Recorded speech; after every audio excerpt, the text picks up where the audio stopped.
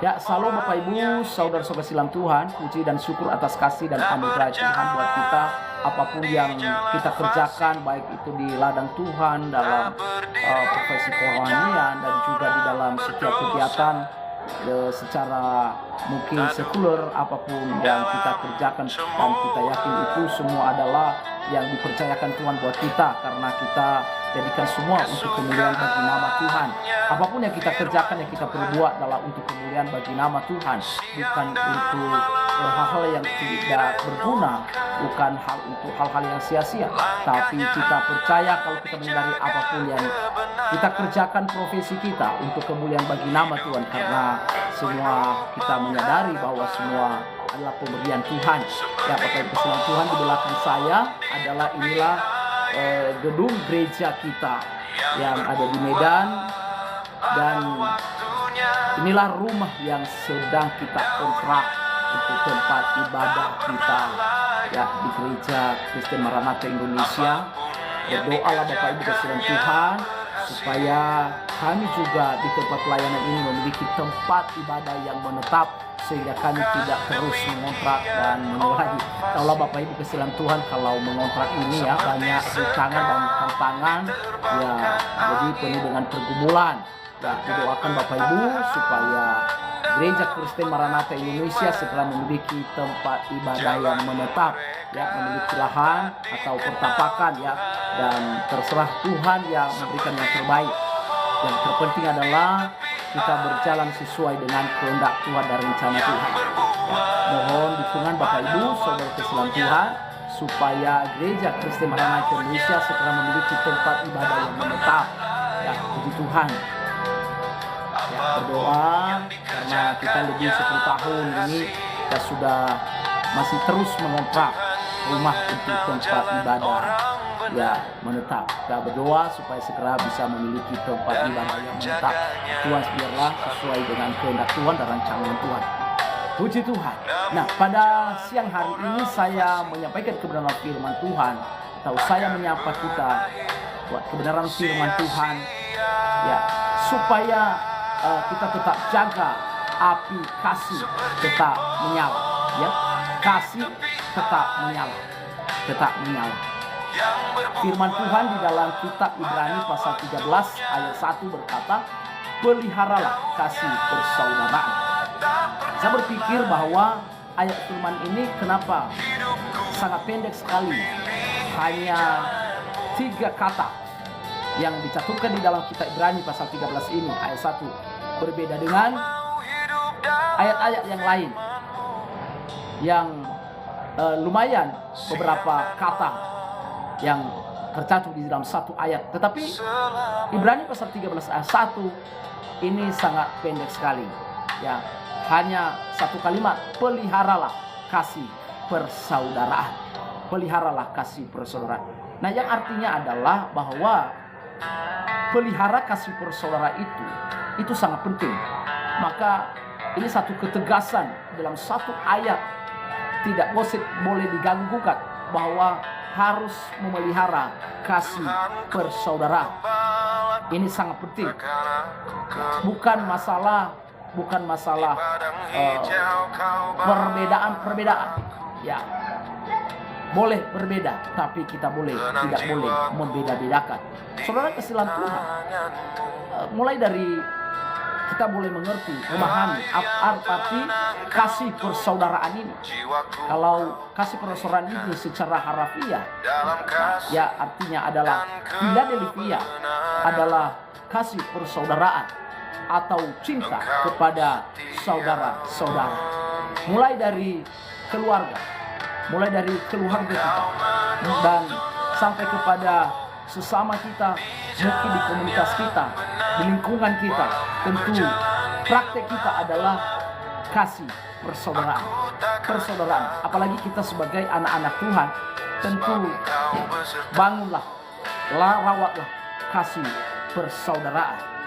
Saudara sebagai silam Tuhan, kemarin saya tegaskan ini dalam satu komunitas ya, di mana juga kemarin ini adalah ada membuat satu pergerakan, memiliki satu kemajuan dalam satu organisasi Dan saya rindu ini dapat didasari dengan kebenaran firman Tuhan, yaitu bagaimana supaya menjaga kasih persaudaraan itu.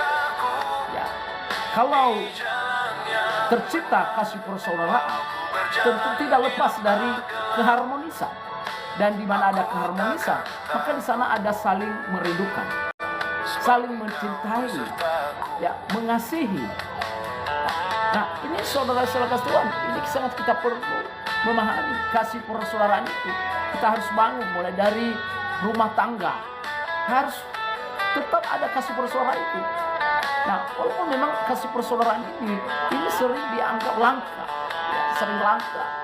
Jadi karena menganggap ada karena egonya, karena mungkin ada sesuatu hal, ya, rasa kecewa atau keputusasaan, ya, maka mulai daripada kasih persaudaraan ini pudar, ya, terluncur saudara silam Tuhan, ya, mulai terbatas dan hilang kasih itu.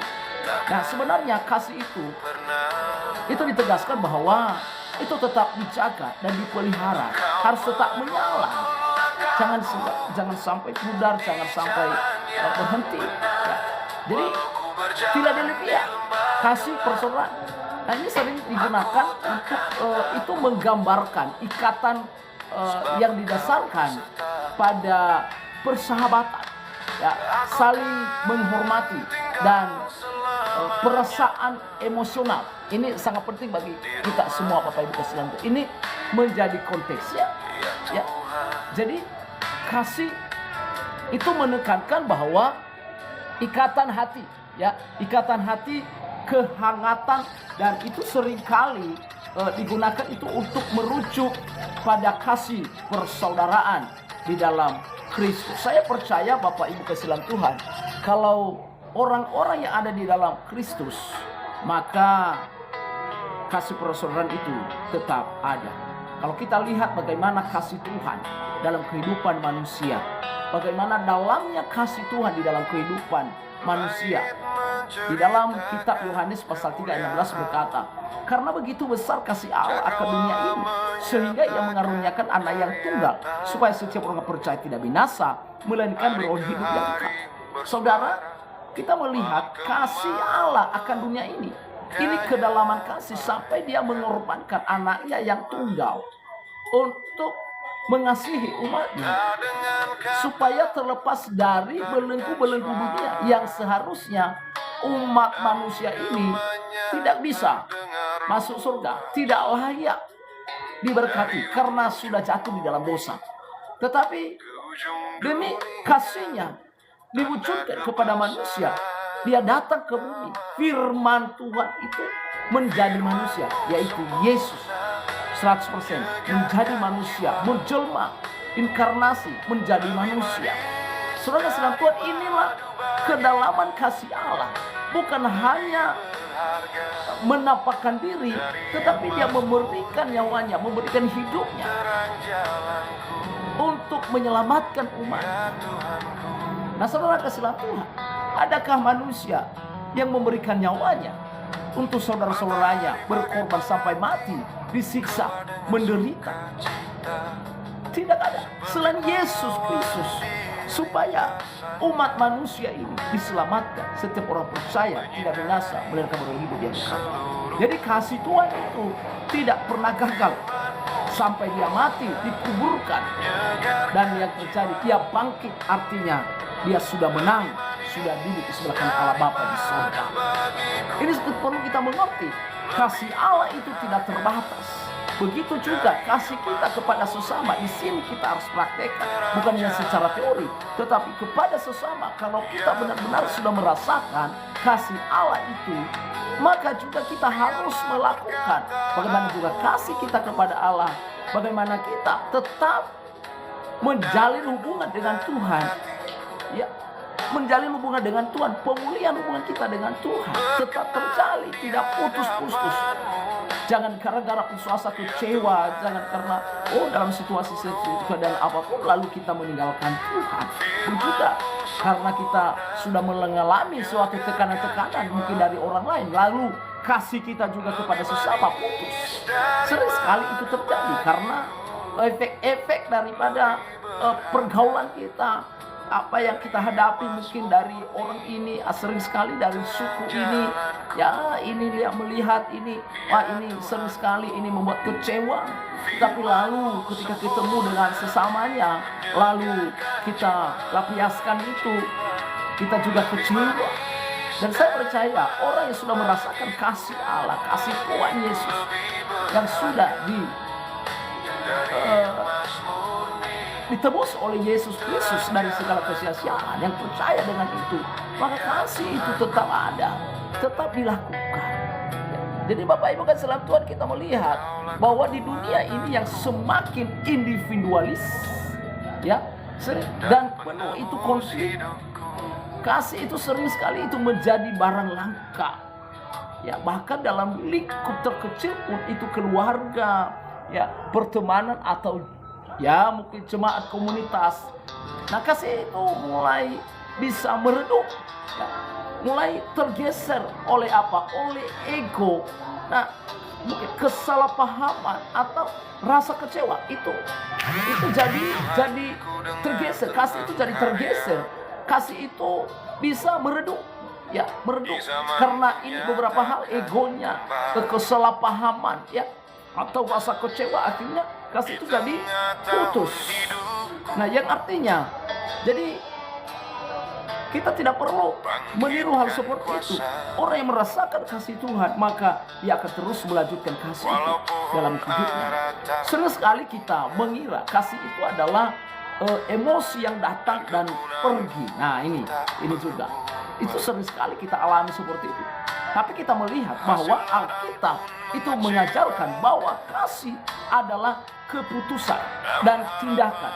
Karena kasih itu, ya, tidak hanya dimiliki, ya, tetapi harus dipelihara dan dijaga. Harus dipelihara dan dijaga. Amin. Nah, mengapa kita harus memelihara kasih? Kita harus menjaga kasih itu. Yang pertama adalah kasih itu adalah identitas Kristus atau identitas kita sebagai orang Kristen. Jelas bahwa kasih itu adalah identitas orang Kristen, pengikut Kristus. Sering sekali orang tidak mengerti apa arti Kristen. Apa arti Kristen? Adalah pengikut Kristus. Berarti kalau kita pengikut Kristus, apa yang diperintahkan Tuhan, apa yang dilakukan oleh Tuhan, apa yang diajarkan oleh Yesus, kita harus ikuti. Apa yang harus kita, yang ada di dalam kehidupan Bapa, dalam Yesus, tentu kita harus tiru. Dia menjadi teladan di dalam kehidupan kita. Yesus dalam kehidupan kita. Jadi saudaraku sedang tadi telah dikatakan di dalam kitab Yohanes pasal 13 ayat 35 berkata, dengan demikian semua orang akan tahu bahwa kamu adalah murid-muridku, yaitu jikalau kamu saling mengasihi. Itu dikatakan kasih ada itu adalah tanda pengenal.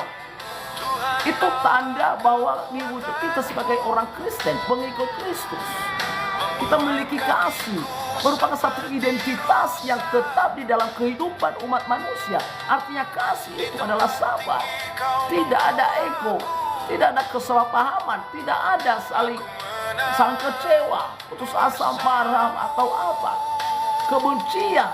Nah, jadi kalau ada kebencian itu bukan kasih. Ada iri hati, mau menjatuhkan saudaranya, mau menjatuhkan siapa?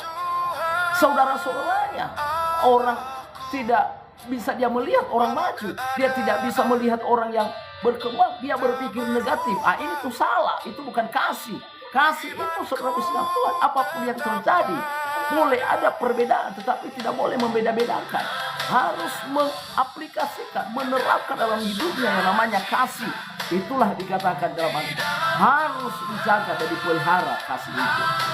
Ya, itu yang jelas adalah kasih itu adalah tanda pengenal kita, identitas kita sebagai orang Kristen. Jadi di luar itu kalau nggak ada kasih, itu bukan orang Kristen. Ya, kalau nggak ada kasih di dalam kehidupannya, itu bukan orang Kristen. Karena dia sudah tidak ada lagi identitas kasih dalam hidupnya. Jadi jelas bahwa orang yang orang Kristen adalah memiliki identitas kasih. Oleh sebab itu, saudara kasihan Tuhan, kita harus bisa mengasihi seperti Yesus. Ya, jadi tanpa kasih, jadi ibadah kita itu juga, ya tanpa kasih itu juga ibadah kita itu menjadi hampa. Ya, kenapa kita harus beribadah? Karena kita memiliki kasih. Jadi hampa. Kalau tidak ada kasih, ibadah kita itu jadi hampa. Ya, jadi memelihara kasih itu berarti menjaga saksi kita sebagai anak Tuhan tetap kuat. Tetap kuat. Jadi artinya, saudara kasihan Tuhan, saling mengasihi dengan tulus. Ya, mengasihi dengan tulus.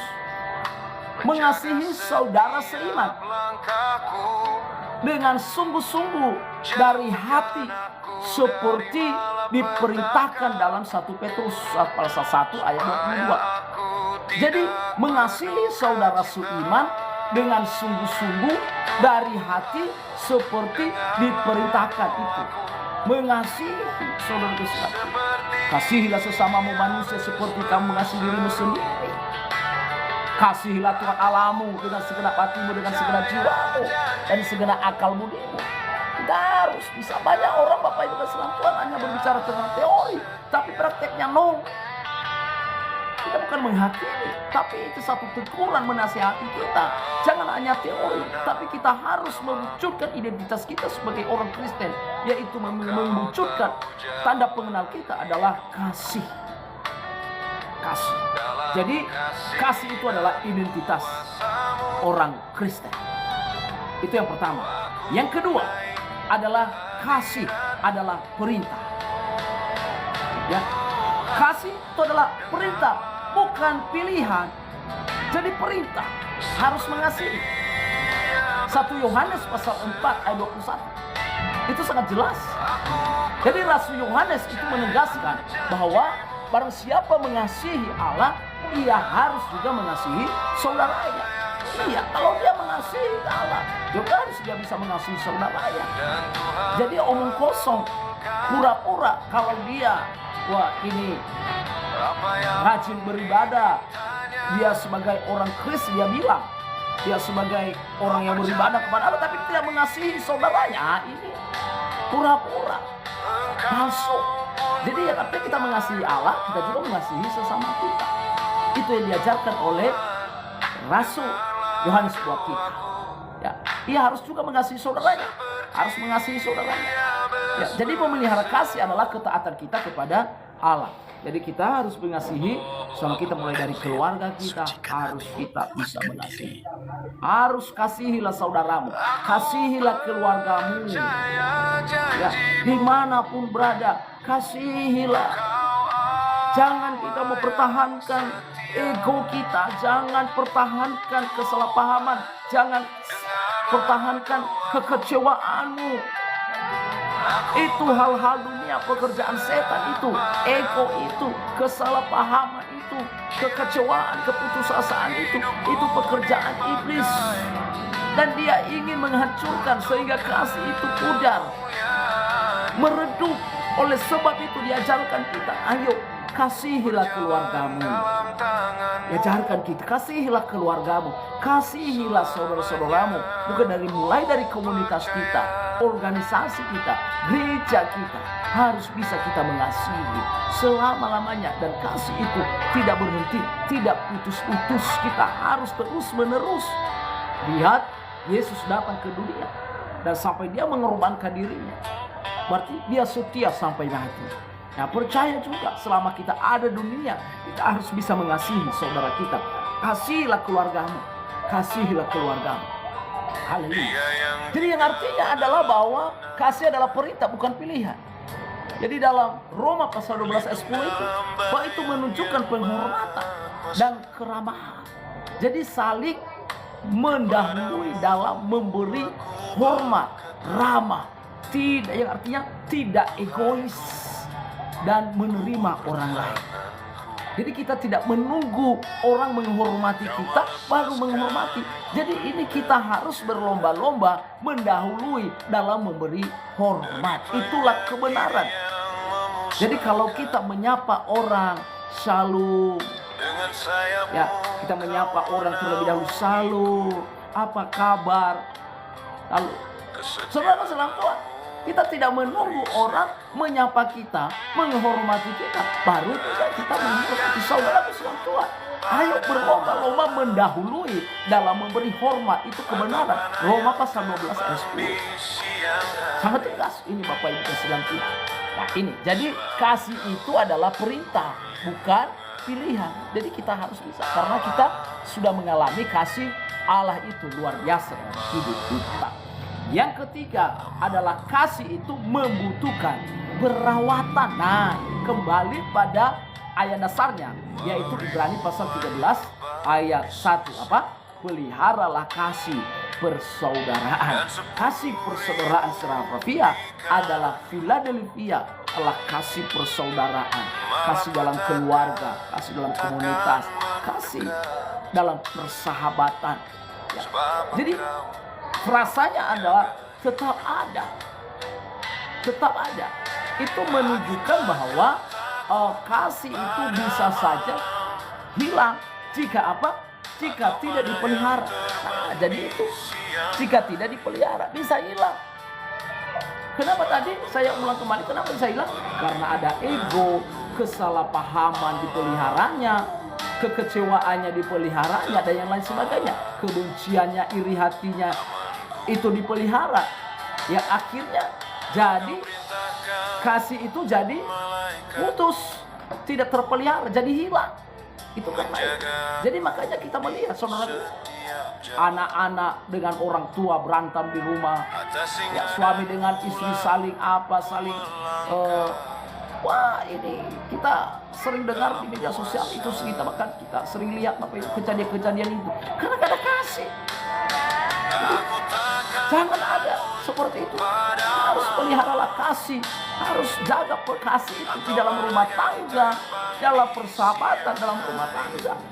Jangan karena ego, kesalahpahaman, keputusasaan, kecewa, lalu kasih itu jadi hilang. Jangan pernah hilang. Kita sebagai orang Kristen memiliki identitas adalah kasih. Ya, kasih itu seperti api. Ya, seperti api unggun.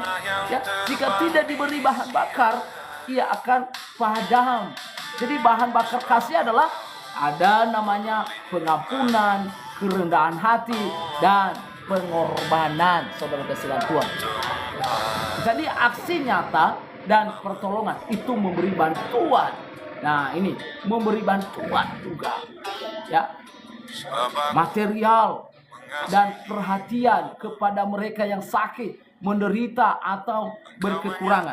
Firman Tuhan itu di 1 Yohanes pasal 3 ayat 17 sampai 18 dan juga di Ibrani pasal 13 ayat 1 sampai 3 itu sangat jelas sebenarnya kasihan Tuhan. Jadi aksi nyata dan pertolongan kita harus beri. Itu kita harus wujudkan. Itulah namanya bahwa kasih membutuhkan perawatan. Jadi kita harus tetap laksanakan. Yang keduanya adalah mengampuni dan bersabar. Harus mengampuni kesalahan sesama seperti Kristus telah mengampuni kita. Jadi kalau kita sudah menyadari, mengakui bahwa dosa kita sudah diampuni oleh Kristus, maka juga kita harus mengampuni orang lain dan bersabar. Yang ketiga adalah menjaga kesatuan roh. Menjaga kesatuan roh itu apa? Rendah hati, lemah lembut, dan sabar, serta berusaha memelihara kesatuan melalui ikatan perdamaian. Itu kebenaran firman Efesus pasal 4 ayat 2 sampai 3. Sangat jelas tentang Tuhan. Dan yang ketiga adalah berdoa dan beribadah. Nah ini, jadi tanda-tanda kita sebagai orang yang memiliki identitas kasih adalah jika kita harus berdoa dan beribadah. Ya, beribadah bersama dengan sesama orang beriman. Jadi kalau kita nggak beribadah, nah kalau kita nggak beribadah sama dengan egois, Bapak Ibu sekalian Tuhan, kita harus kita wujudkan itu. Jadi saling mendoakan dan saling membangun, ya, bersaudara melalui apa? Melalui persekutuan yang mempererat ikatan kasih itu. Jadi kali ini saya mau juga belajar dengan ini. Saya diberkati dengan ayat firman Tuhan ini, mengingatkan supaya kasih itu harus tetap menyala, harus artinya tetap dipelihara dan dijaga. Seperti Yesus, kasihnya tidak pernah berakhir dalam kehidupan kita. Seperti Yesus. Dan selama kita ada di bumi, kita berdoa buat diri kita supaya kasih itu kita tetap lakukan, kita tetap jaga, kita tetap pelihara, ya. Dan juga kita saling berkorban, bersedia berkorban kepentingan diri sendiri dan kebaikan saudara seiman. Wah, ini luar biasa. Kita harus berpelihara. Oleh karena itu, Bapak Ibu kasihan Tuhan, pada siang hari ini kebenaran firman Tuhan adalah jaga, tetap menyala kasih persaudaraan itu. Ya. Jadi kasih persaudaraan itu Philadelphia adalah tanda nyata bahwa seseorang adalah murid Yesus. Saya dan saudara adalah murid Yesus. Tentu kita juga harus memelihara kasih persaudaraan. Ya. Jadi saudara, mari kita periksa hati kita. Saya juga harus cek apa kasih itu sudah terus saya lakukan. Adakah juga mungkin ada kepahitan yang membuat kasih kita itu meredup. Nah, ini kepahitan itu menghambat kita untuk melakukan kasih. Jadi oleh sebab itu kita mengambil satu komitmen, kita mau berkata, ya, aku mengambil komitmen untuk memelihara kasih dengan tindakan nyata, saling mengampuni, saling menopang, dan saling menghormati. Saudara tua, biarlah kasih persaudaraan tetap ada dari keluarga. Ayo, jaga kasih persaudaraan dalam rumah tangga. Karena suami dengan istri, anak-anak, dan siapapun, persaudaraan harus dijaga. Ya, tidak hanya saat keadaan baik, tetapi terutama saat keadaan sulit, kita harus jaga dan pelihara kasih persaudaraan kita. Saudara kasihan Tuhan, inilah sebagian daripada firman Tuhan yang saya sampaikan pada kesempatan ini. Karena ini menjadi berkat bagi saya dan kepada kita semua. Marilah kita jaga dan pelihara kasih persaudaraan. Mulai dari keluarga kita, dari komunitas kita harus kita wujudkan. Karena kita sudah terlebih dahulu dikasihi oleh Tuhan. Dan kasih Tuhan tidak pernah terbatas. Dia tetap pelihara, dia tetap jaga kita. Dia tetap membela kita sampai hari ini. Dan sampai dia memberikan nyawanya buat kita. Itulah kedalaman kasih Tuhan. Sebab itu kita harus juga terus-menerus melakukan kasih itu. Buang segala ego, buang segala daripada hal-hal yang tidak berkenan kepada Tuhan. Dan juga segala perasaan-perasaan yang tidak enak. Dan juga segala mementingkan diri sendiri. Dan juga keputusasaan yang kecewa. Dan juga kesalahpahaman. Karena kita lebih cenderung untuk melihat perbedaan. Jadi kita boleh ada perbedaan, tetapi jangan kita membeda-bedakan. Kita satu di dalam Yesus, kita satu di dalam kasih Kristus. Haleluya, puji Tuhan. Bapak Ibu kasihan Tuhan, saya mau sampaikan bahwa ada di belakang saya. Ini adalah inilah tempat ibadah, ya, tempat ibadah kami, ya, tempat penggembalaan kami yang sangat-sangat sederhana dan kecil. Ya, kami terbuka bahwa gereja Kristen Maranatha Indonesia, Jemaat Guru Indonesia yang ada di Medan ini, sudah sedang Tuhan kita masih mengontrak rumah untuk tempat ibadah kita. Kenapa kita lakukan itu? Karena kita mengasihi Bapa di surga, karena sudah terlebih dahulu mengasihi kita, dan juga kita tentu mengasihi saudara-saudara kita yang masih belum berakar, belum bertumbuh, dan belum berbuah di dalam firman Tuhan. Inilah menjadi prinsip kita, adalah berakar, bertumbuh, dan berbuah. Inilah jadi moto di gereja kita, GKMI Glory Ministry ini. Doakan Bapak Ibu supaya kami boleh segera memiliki tempat ibadah yang menetap, milik sendiri, karena sudah capek untuk terus mengontrak ini. Ya, sudah capek. Dan ditambah lagi ada banyak rintangan, tantangan yang dihadapi setiap tahun dalam mengontrak. ya, baik dana-dana yang dibutuhkan. Doakan Bapak Ibu kasihan Tuhan supaya Tuhan buka jalan, supaya Tuhan berikan jalan untuk mewujudkan daripada tempat ibadah menetap GKM Glory Ministry. Ya, Bapak Ibu kasihan Tuhan, tidak ada maksud yang lain, tetapi biarlah nama Tuhan saja dimuliakan, biarlah kehendak Tuhan saja yang nyata dalam setiap kehidupan kita. Puji Tuhan Bapak Ibu atas sudah lewat daripada di benaran firman Tuhan dalam penyampaian pada siang hari ini. Tuhan yang memberkati kita semua. Puji Tuhan. Salam, Tuhan Yesus memberkati kita semua. Amin. Amin. Amin. Amin.